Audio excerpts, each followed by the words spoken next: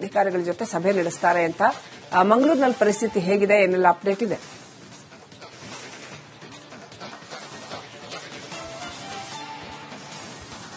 ಲಕ್ಷ್ಮಿ, ಖಂಡಿತವಾಗ್ಲು ಮೊನ್ನೆ ಅಷ್ಟೇ ಸುಹಾಸ್ ಶೆಟ್ಟಿಯ ಹತ್ಯೆ ಆಯಿತು. ಹತ್ಯೆಯಾದ ಬಳಿಕ ನಿನ್ನೆ ಇಡೀ ದಿನ ಮಂಗಳೂರು ಒಂದು ರೀತಿ ಪ್ರಕ್ಷುಬ್ಧವಾಗಿತ್ತು.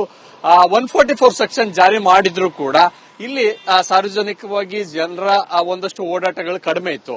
ಅಂಗಡಿ ಮುಂಗಟ್ಟುಗಳು ಸ್ವಯಂ ಪ್ರೇರಿತವಾಗಿ ಬಂದ್ ಆಗಿದ್ದಂಥದ್ದು ಇವತ್ತು ಕೂಡ ಪರಿಸ್ಥಿತಿ ಅದೇ ರೀತಿಯಲ್ಲಿದೆ. ಯಾಕಂತಂದ್ರೆ ಮುಂಜಾನೆ ಆದ್ರೂ ಕೂಡ ಕೆಲವೊಂದು ಅಂದ್ರೆ ನಿನ್ನೆ ಕೆಎಸ್ಆರ್ಟಿಸಿ ಬಸ್ಗಳ ಸಂಚಾರ ಏನು ಸ್ಥಗಿತಗೊಂಡಿತ್ತು, ಬೆಳಗ್ಗೆ ಏನು ಬಸ್ಗಳಿಗೆ ಕಲ್ಲನ್ನು ಹೊಡೆಯಲಾಗಿತ್ತು. ಅದಾದ ಬಳಿಕ ಸಂಪೂರ್ಣವಾಗಿ ಖಾಸಗಿ ಬಸ್ ಆಗಲಿ ಅಥವಾ ಕೆಎಸ್ಆರ್ಟಿಸಿ ಸರ್ಕಾರಿ ಬಸ್ಗಳು ಎಲ್ಲವೂ ಕೂಡ ಸ್ಥಗಿತಗೊಂಡಿತ್ತು. ಸೊ ಇವತ್ತು ಮುಂಜಾನೆ ಸಹಜ ಸ್ಥಿತಿಗೆ ವಾಹನಗಳ ಸಂಚಾರ ಬಂದಿರತಕ್ಕಂಥದ್ದು ಪ್ರಮುಖವಾಗಿ ಗಮನಿಸಬಹುದು. ನಾವು ಈಗಾಗಲೇ ನೋಡಬಹುದು, ಸಾರ್ವಜನಿಕರು ಈಗಾಗಲೇ ಬರ್ತಾ ಇರ್ತಕ್ಕಂಥದ್ದು ಬಂದು ತಮ್ಮ ಒಂದು ಟ್ರಾನ್ಸ್ಪೋರ್ಟೇಷನ್ ಖಾಸಗಿ ಬಸ್ಗಳಾಗಿರ್ಬೋದು ಮತ್ತು ಕೆಎಸ್ಆರ್ಟಿಸಿ ಬಸ್ಗಳ ಮೂಲಕ ತಮ್ಮ ಡೆಸ್ಟಿನೇಷನ್ಗೆ ಹೋಗೋದಕ್ಕೆ ಪ್ರಯಾಣವನ್ನ ಆರಂಭಿಸಿರ್ತಕ್ಕಂಥದ್ದು.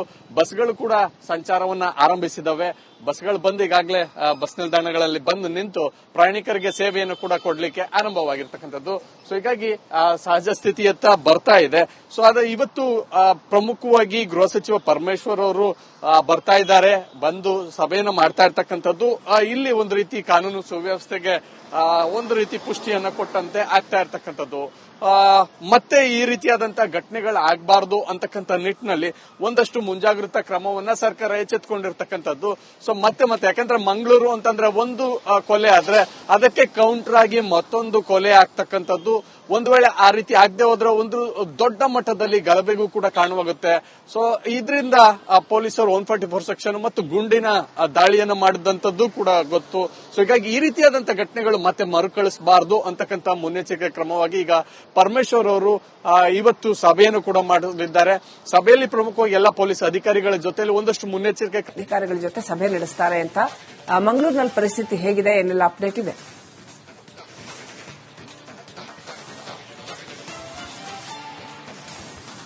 ಲಕ್ಷ್ಮಿ, ಖಂಡಿತವಾಗ್ಲು ಮೊನ್ನೆ ಅಷ್ಟೇ ಸುಹಾಸ್ ಶೆಟ್ಟಿಯ ಹತ್ಯೆ ಆಯಿತು. ಹತ್ಯೆಯಾದ ಬಳಿಕ ನಿನ್ನೆ ಇಡೀ ದಿನ ಮಂಗಳೂರು ಒಂದು ರೀತಿ ಪ್ರಕ್ಷುಬ್ಧವಾಗಿತ್ತು. 144 ಸೆಕ್ಷನ್ ಜಾರಿ ಮಾಡಿದ್ರು ಕೂಡ ಇಲ್ಲಿ ಸಾರ್ವಜನಿಕವಾಗಿ ಜನರ ಒಂದಷ್ಟು ಓಡಾಟಗಳು ಕಡಿಮೆ ಇತ್ತು. ಅಂಗಡಿ ಮುಂಗಟ್ಟುಗಳು ಸ್ವಯಂ ಪ್ರೇರಿತವಾಗಿ ಬಂದ್ ಆಗಿದ್ದಂಥದ್ದು ಇವತ್ತು ಕೂಡ ಪರಿಸ್ಥಿತಿ ಅದೇ ರೀತಿಯಲ್ಲಿದೆ. ಯಾಕಂತಂದ್ರೆ ಮುಂಜಾನೆ ಆದ್ರೂ ಕೂಡ ಕೆಲವೊಂದು ಅಂದ್ರೆ ನಿನ್ನೆ ಕೆಎಸ್ಆರ್ಟಿಸಿ ಬಸ್ಗಳ ಸಂಚಾರ ಏನು ಸ್ಥಗಿತಗೊಂಡಿತ್ತು, ಬೆಳಗ್ಗೆ ಏನು ಬಸ್ಗಳಿಗೆ ಕಲ್ಲನ್ನು ಹೊಡೆಯಲಾಗಿತ್ತು. ಅದಾದ ಬಳಿಕ ಸಂಪೂರ್ಣವಾಗಿ ಖಾಸಗಿ ಬಸ್ ಆಗಲಿ ಅಥವಾ ಕೆಎಸ್ಆರ್ಟಿಸಿ ಸರ್ಕಾರಿ ಬಸ್ಗಳು ಎಲ್ಲವೂ ಕೂಡ ಸ್ಥಗಿತಗೊಂಡಿತ್ತು. ಸೊ ಇವತ್ತು ಮುಂಜಾನೆ ಸಹಜ ಸ್ಥಿತಿಗೆ ವಾಹನಗಳ ಸಂಚಾರ ಬಂದಿರತಕ್ಕಂಥದ್ದು ಪ್ರಮುಖವಾಗಿ ಗಮನಿಸಬಹುದು. ನಾವು ಈಗಾಗಲೇ ನೋಡಬಹುದು, ಸಾರ್ವಜನಿಕರು ಈಗಾಗಲೇ ಬರ್ತಾ ಇರ್ತಕ್ಕಂಥದ್ದು ಬಂದು ತಮ್ಮ ಒಂದು ಟ್ರಾನ್ಸ್ಪೋರ್ಟೇಷನ್ ಖಾಸಗಿ ಬಸ್ಗಳಾಗಿರ್ಬೋದು ಮತ್ತು ಕೆಎಸ್ಆರ್ಟಿಸಿ ಬಸ್ಗಳ ಮೂಲಕ ತಮ್ಮ ಡೆಸ್ಟಿನೇಷನ್ಗೆ ಹೋಗೋದಕ್ಕೆ ಪ್ರಯಾಣವನ್ನ ಆರಂಭಿಸಿರ್ತಕ್ಕಂಥದ್ದು. ಬಸ್ಗಳು ಕೂಡ ಸಂಚಾರವನ್ನ ಆರಂಭಿಸಿದವೆ. ಬಸ್ಗಳು ಬಂದು ಈಗಾಗಲೇ ಬಸ್ ನಿಲ್ದಾಣಗಳಲ್ಲಿ ಬಂದು ನಿಂತು ಪ್ರಯಾಣಿಕರಿಗೆ ಸೇವೆಯನ್ನು ಕೂಡ ಕೊಡ್ಲಿಕ್ಕೆ ಆರಂಭವಾಗಿರ್ತಕ್ಕಂಥದ್ದು. ಸೊ ಹೀಗಾಗಿ ಸಹಜ ಸ್ಥಿತಿಯತ್ತ ಬರ್ತಾ ಇದೆ. ಸೊ ಆದ್ರೆ ಇವತ್ತು ಪ್ರಮುಖವಾಗಿ ಗೃಹ ಸಚಿವ ಪರಮೇಶ್ವರ್ ಅವರು ಬರ್ತಾ ಇದ್ದಾರೆ, ಬಂದು ಸಭೆಯನ್ನು ಮಾಡ್ತಾ ಇರ್ತಕ್ಕಂಥದ್ದು. ಇಲ್ಲಿ ಒಂದು ರೀತಿ ಕಾನೂನು ಸುವ್ಯವಸ್ಥೆಗೆ ಒಂದು ರೀತಿ ಪುಷ್ಟಿಯನ್ನ ಕೊಟ್ಟಂತೆ ಆಗ್ತಾ ಇರ್ತಕ್ಕಂಥದ್ದು. ಮತ್ತೆ ಈ ರೀತಿಯಾದಂತಹ ಘಟನೆಗಳು ಆಗಬಾರದು ಅಂತಕ್ಕಂಥ ನಿಟ್ಟಿನಲ್ಲಿ ಒಂದಷ್ಟು ಮುಂಜಾಗ್ರತಾ ಕ್ರಮವನ್ನ ಸರ್ಕಾರ ಎಚ್ಚೆತ್ತುಕೊಂಡಿರ್ತಕ್ಕಂಥದ್ದು. ಸೊ ಮತ್ತೆ ಯಾಕಂದ್ರೆ ಮಂಗಳೂರು ಅಂತಂದ್ರೆ ಒಂದು ಕೊಲೆ ಆದ್ರೆ ಅದಕ್ಕೆ ಕೌಂಟರ್ ಆಗಿ ಮತ್ತೊಂದು ಕೊಲೆ ಆಗ್ತಕ್ಕಂಥದ್ದು. ಒಂದು ವೇಳೆ ಆ ರೀತಿ ಆಗದೆ ಹೋದ್ರೆ ಒಂದು ದೊಡ್ಡ ಮಟ್ಟದಲ್ಲಿ ಗಲಭೆಗೂ ಕೂಡ ಕಾರಣವಾಗುತ್ತೆ. ಸೊ ಇದರಿಂದ ಪೊಲೀಸರು 144 ಸೆಕ್ಷನ್ ಮತ್ತು ಗುಂಡಿನ ದಾಳಿಯನ್ನು ಮಾಡಿದಂತದ್ದು ಕೂಡ ಗೊತ್ತು. ಸೊ ಹೀಗಾಗಿ ಈ ರೀತಿಯಾದಂತಹ ಘಟನೆಗಳು ಮತ್ತೆ ಮರುಕಳಿಸಬಾರದು ಅಂತಕ್ಕಂಥ ಮುನ್ನೆಚ್ಚರಿಕೆ ಕ್ರಮವಾಗಿ ಈಗ ಪರಮೇಶ್ವರ್ ಅವರು ಇವತ್ತು ಸಭೆಯನ್ನು ಕೂಡ ಮಾಡಲಿದ್ದಾರೆ. ಸಭೆಯಲ್ಲಿ ಪ್ರಮುಖವಾಗಿ ಎಲ್ಲ ಪೊಲೀಸ್ ಅಧಿಕಾರಿಗಳ ಜೊತೆಲಿ ಒಂದಷ್ಟು ಮುನ್ನೆಚ್ಚರಿಕೆ ಕ್ರಮವನ್ನು ಅಧಿಕಾರಿಗಳ ಜೊತೆ ಸಭೆ ನಡೆಸ್ತಾರೆ ಅಂತ ಮಂಗಳೂರಿನಲ್ಲಿ ಪರಿಸ್ಥಿತಿ ಹೇಗಿದೆ ಏನೆಲ್ಲ ಅಪ್ಡೇಟ್ ಇದೆ?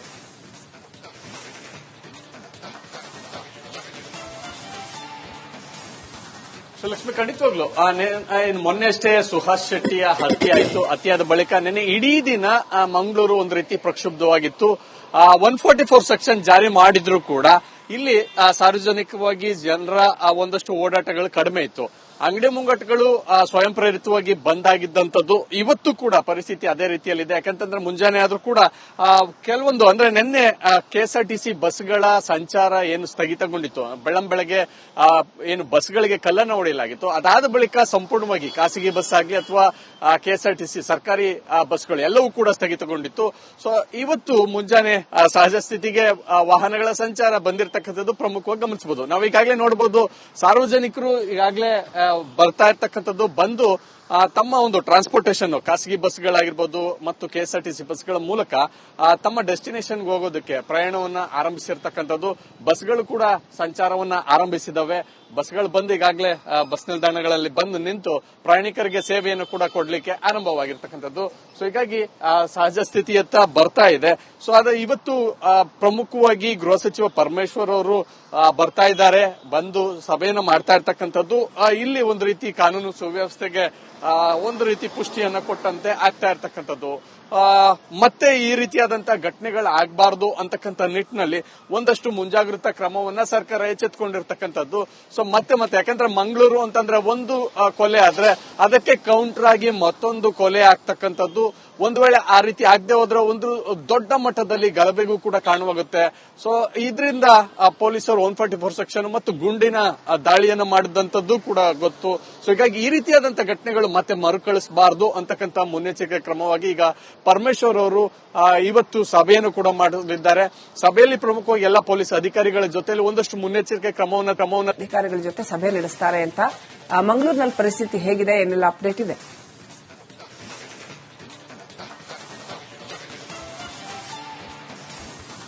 ಲಕ್ಷ್ಮಿ, ಖಂಡಿತವಾಗ್ಲು ಮೊನ್ನೆ ಅಷ್ಟೇ ಸುಹಾಸ್ ಶೆಟ್ಟಿಯ ಹತ್ಯೆ ಆಯಿತು. ಹತ್ಯೆಯಾದ ಬಳಿಕ ನಿನ್ನೆ ಇಡೀ ದಿನ ಮಂಗಳೂರು ಒಂದು ರೀತಿ ಪ್ರಕ್ಷುಬ್ಧವಾಗಿತ್ತು. 144 ಸೆಕ್ಷನ್ ಜಾರಿ ಮಾಡಿದ್ರು ಕೂಡ ಇಲ್ಲಿ ಸಾರ್ವಜನಿಕವಾಗಿ ಜನರ ಒಂದಷ್ಟು ಓಡಾಟಗಳು ಕಡಿಮೆ ಇತ್ತು. ಅಂಗಡಿ ಮುಂಗಟ್ಟುಗಳು ಸ್ವಯಂ ಪ್ರೇರಿತವಾಗಿ ಬಂದ್ ಆಗಿದ್ದಂಥದ್ದು ಇವತ್ತು ಕೂಡ ಪರಿಸ್ಥಿತಿ ಅದೇ ರೀತಿಯಲ್ಲಿದೆ. ಯಾಕಂತಂದ್ರೆ ಮುಂಜಾನೆ ಆದ್ರೂ ಕೂಡ ಕೆಲವೊಂದು ಅಂದ್ರೆ ನಿನ್ನೆ ಕೆಎಸ್ಆರ್ಟಿಸಿ ಬಸ್ಗಳ ಸಂಚಾರ ಏನು ಸ್ಥಗಿತಗೊಂಡಿತ್ತು, ಬೆಳಗ್ಗೆ ಏನು ಬಸ್ಗಳಿಗೆ ಕಲ್ಲನ್ನು ಹೊಡೆಯಲಾಗಿತ್ತು, ಅದಾದ ಬಳಿಕ ಸಂಪೂರ್ಣವಾಗಿ ಖಾಸಗಿ ಬಸ್ ಆಗಲಿ ಅಥವಾ ಕೆಎಸ್ಆರ್ಟಿಸಿ ಸರ್ಕಾರಿ ಬಸ್ಗಳು ಎಲ್ಲವೂ ಕೂಡ ಸ್ಥಗಿತಗೊಂಡಿತ್ತು.